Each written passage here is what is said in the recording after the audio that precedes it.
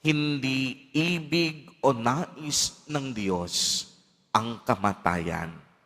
Ang nais ng Diyos ay buhay, sapagkat sa Kanya nagmula ang buhay, sa Kanya babalik ang buhay, at ang Diyos natin ay buhay magpakailanman. Kaya nga, to really believe in Jesus means to have freedom from death and the fear of it, because in Jesus there is life.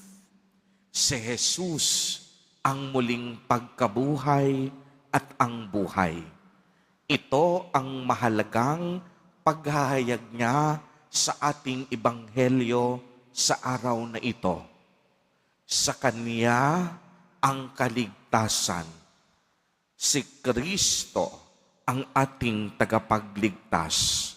Kaya nga, ang tunay na maniwala kay Jesus ay nangangahulugan ng pagkakaroon ng kalayaan mula sa kamatayan.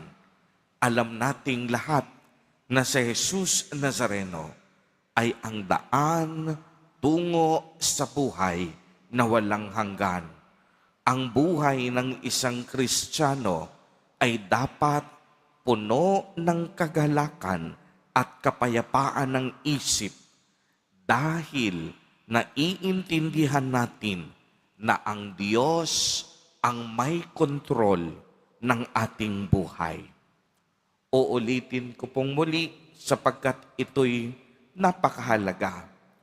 Ang buhay natin bilang mga Kristiyano, bilang tagasunod, disipulo, at sumasampalataya sa Diyos, dapat puno tayo ng kagalakan at kapayapaan dahil alam natin na ang Diyos na ating pinaglilingkuran ang siyang may kontrol ng ating buhay.